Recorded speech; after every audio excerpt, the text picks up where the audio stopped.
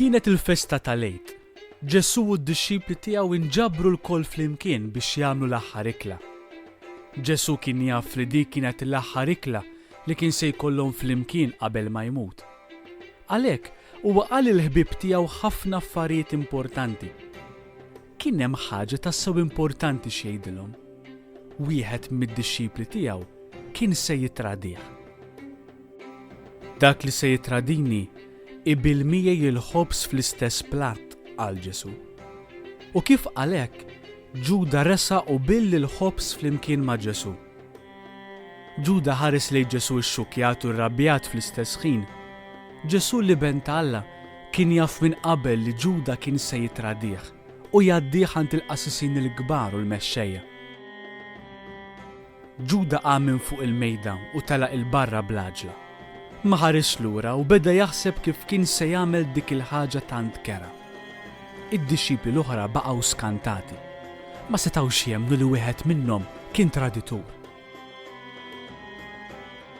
Ġesu kien jaf li s-sija li jbati u jmut għad-nubiet tal-bnedmin kienet waslet. Huwa qal lid-dixxipli tiegħu biex jiftakru fil-mewt tiegħu u jaħsbu fih ta' spiss. Huwa ħaf idejh il-kalċi bl-imbit u l-ħobs. Berikom, qasamhom u tom lid-dixxipli tiegħu.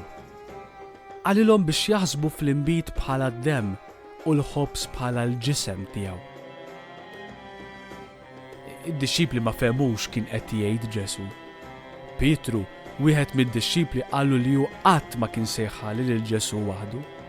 Imma Ġesu qabeż u qalu li matul dak il-lejl Pietru kien se jgħid tal-3 darbiet li lanqas biss kien jafu.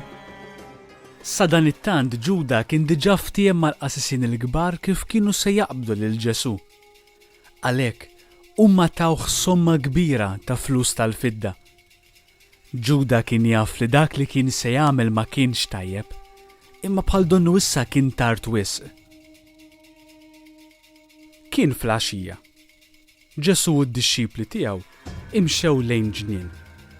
Ġesu rid jipprepara għall-mewt tiegħu għalhekk huwa niżel arku btejħ, baxxa rasu u fetaħ qalbu flimkien ma' missieru fis-sema. Papa, talab, ma nixtieqx li jiena nbati, imma jiena se nagħmel dak li tixtieq inti. Ġesu dam jitlob, iżda d-dixxipli tiegħu marret għajnhom bihom u raqdu. Imma Ġesu ma setax jorqod u baqa' mqajjem jitlob.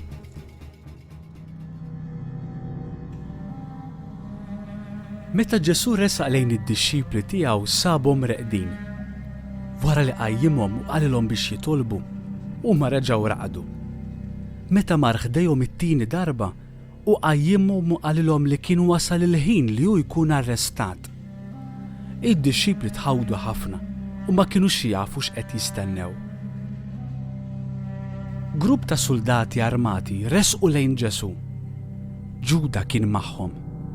Ġuda resaq lejn Ġesu u biesu bħala sinjal li hu kien dak li għandhom jarrestaw. Pietru ma kienx se jħallihom jarrestaw lil Ġesu kif ġipu laħaq, għalhekk huwa ħareġ sejf u beda jxejru u laqat widna ta' wieħed mis-soldati. Ġesu ċanfar lil Pietru bil-ħlewwa għax kien jaf il-karattru tiegħu. Għalhekk Ġesu niżel u mess il-widna tas-soldatu fejqu. Is-soldati baqgħu mistaġbin. Ġejtu biex wabelu l-ħbula biex tarrestawni jisni xi ħalliel, staqsihom Ġesu. L-assisa kienu jafu li Ġesu kien jgħallem quddiem kulħadd u ħadd ma kienet tgħaddilu minn rasu li jarrestah qabel. Imma dan il-lejl kien wieħed differenti. Id-dixxipli beżgħu ħafna u ħarbu. Imma Pietru baqa' miexi warajh fil-bogħod u fil-moħbi. Lil Ġesu għaddewh mill-ġnien tal-Ġetsemani u mill-wied tal-Kedron għalant il-qassisin il-kbar. Hemmhekk huma bdew jistaqsuh u jippruvaw isibu raġuni biex joqtluh. Ġesu baqa' dejjem sinċir.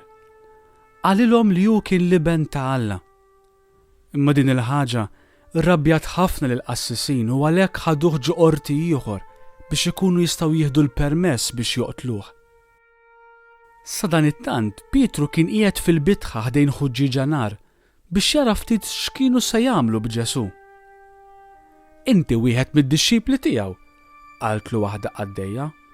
Le, minix, ħalef Pietru, lanqas biss nafu.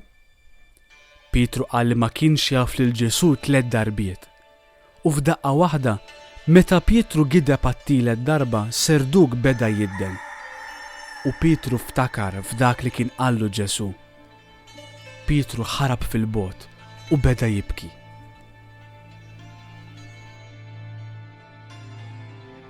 Matul dak il-lejl, wara li Ġesù kien arrestat, Ġuda nduna b'dak li għamel. Kien tant iddispeċih li ma baqax jaħseb iktar fuq il-flus li ħa. Għalhekk tela jiġri għand il-qassisin u għadda bil-flus mal-art. Imbagħad ħareġ barra, dawwar ħabel ma' onqu u tgħallaq. Filgħodu kmieni lil Ġesù ħaduh għand il-mexxej Ruman Pilatu. Pilatu ma xtaqx joqtol lil Ġesù. Dan ma għamel xejn ħażin biex noqtluh, għalilhom Pilatu. In-nies li kien hemm immexxija mill-qassisin ukoll bdew jgħidu biex joqtluh. Salbu, salbu, bdew jgħidu rrabjati. Pilatu ċeda.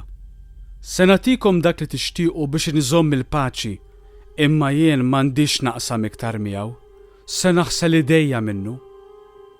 Is-soldati mingħajr ħniena rabtu lil Ġesù ma' kolonna u sawtuh. Bdew iwaqqgħu għaċ-ċajt lil Ġesù u jsellmulu bħala sultan. Imbagħad libsulu kuruna tax-xewk fuq rasu, besqulu, sawtuh u daħku bih. Ġesù baqa' kwiet ibati. Kien bħal ħaruf waqt is-sagrifiċċju. U kien veru sagrifiċċju qed imut għall-istess nies li kienu qegħdin isawtuh.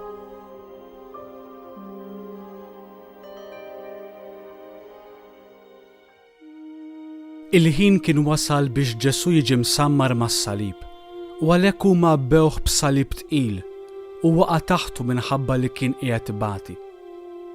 Ġesù kien tant tajjin li wieħed raġel jismu Xmul minn Ċirene beda jgħinu jerfa' s-salib sa fuq l-għolja tal-Kalvarju.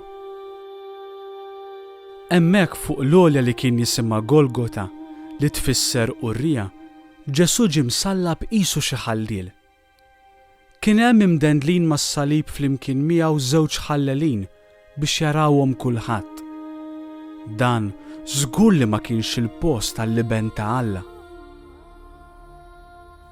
Idejn u saqajn Ġesù kienu msamrin mas-salib u s-soldati waqfu s-salib. Pilatu kiteb ittra li twaħlet fuq ras Ġesù u li fuqha kien hemm miktub Ġesù is-Sultan tal-Lud. Il-qassisin il-kbar irrabjaw meta qaraw dak is-sinjal, imma Pilatu ma rridx jibdilha. Waqt li Ġesù kien fuq is-salib, is-sema bħal donna ddalmet. Imbagħad ftit qabel ma miet, Ġesù għajjat, kollox mitmum. U Ġesù baxxa rasu u miet. Dak il-ħin l-art teżżet u f'Ġerusalemm il-purtira l-kbira tat-tempju iċċartet min-nofs. Kienu ħafna dawk li qalu li Ġesù kien tassew liben ta' Alla. Ftit qabel dalam, Giuseppi minn Arimatea staqsa lil Pilatu biex ikun jista' jieħu l-ġisem ta' Ġesù. Huwa prepara kollox għad-difna u qiegħed il-ġisem ta' Ġesù ġu qabar ġdid. Gerbeb ġebla kbira u għalaq il-qabar. Xi assisa għaddu ħdejn il-ġebla l-kbira biex jaraw li ħadd ma jiġi u jisraq il-ġisem tiegħu. Il-qassisin il-kbar kienu jafu li Ġesù kien qal li kellu jqum mill-mewt u din il-ħaġa ma kienet qed toġobhom xejn. Ġesù miet biex jurina l-imħabba kbira tiegħu lejn l-bnedmin u biex jurina kemm huwa jkraħ id-dnub. Imma hawn ma spiċċax kollox, għax Ġesù għandu jqum fit-tielet jum biex jirbaħ darba l-dejjem lil-mewt u l-dnub.